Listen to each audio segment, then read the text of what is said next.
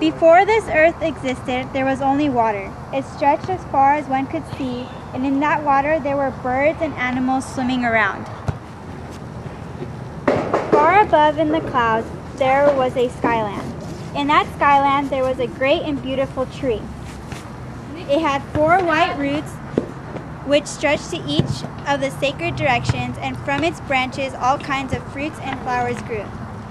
There was an ancient chief in the skyland. His young wife was expecting a child. One night she dreamed that she saw the great tree uprooted. The next day she told her husband the story. My wife, I am sad that you had this dream. It is clearly a dream of great power, and as is our way, when one has such a powerful dream, we must do all we can to make it true.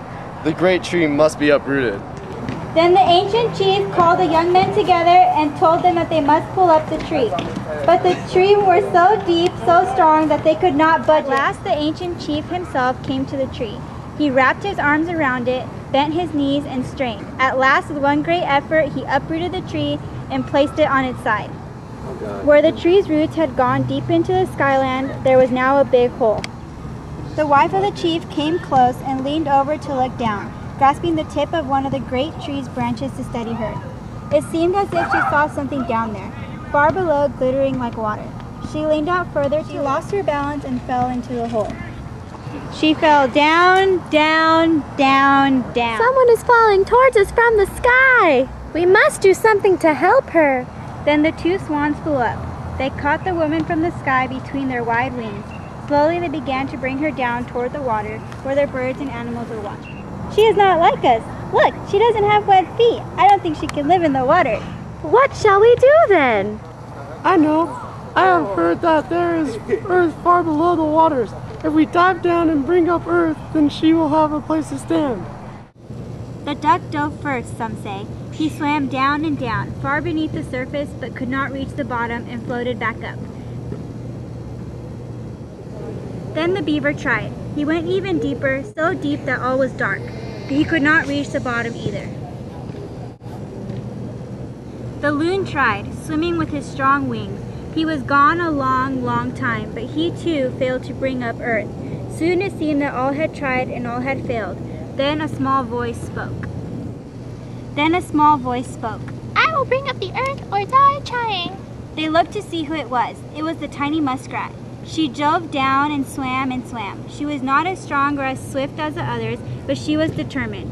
She went so deep that it was all dark, and she still swam deeper. She swam so deep that her lungs felt ready to burst, but she swam deeper still. At last, just as she was becoming unconscious, she reached out one small paw and grasped at the bottom, barely touching it before she floated up, almost dead.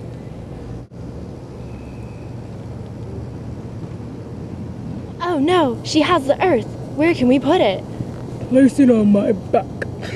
It was the great turtle who had come up from the depths. Then they brought the muskrat over to the great turtle and placed her paw against his back. To this day there are marks at the back of the turtle's shell, which were made by the muskrat's paw. The tiny bit of earth fell on the back of the turtle almost immediately. It began to grow larger and larger and larger until it became the whole world. Then the 2 swans brought the sky woman down. She stepped onto the new earth and opened her hand, letting the seeds fall onto the bare soil. From those seeds, the trees and the grass sprang up. Life on earth had begun.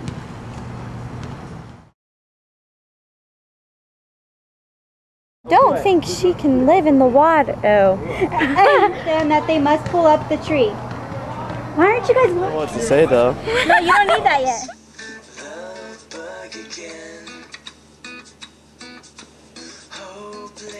Head over heels in the moment. I never thought that I'd get hit, but this love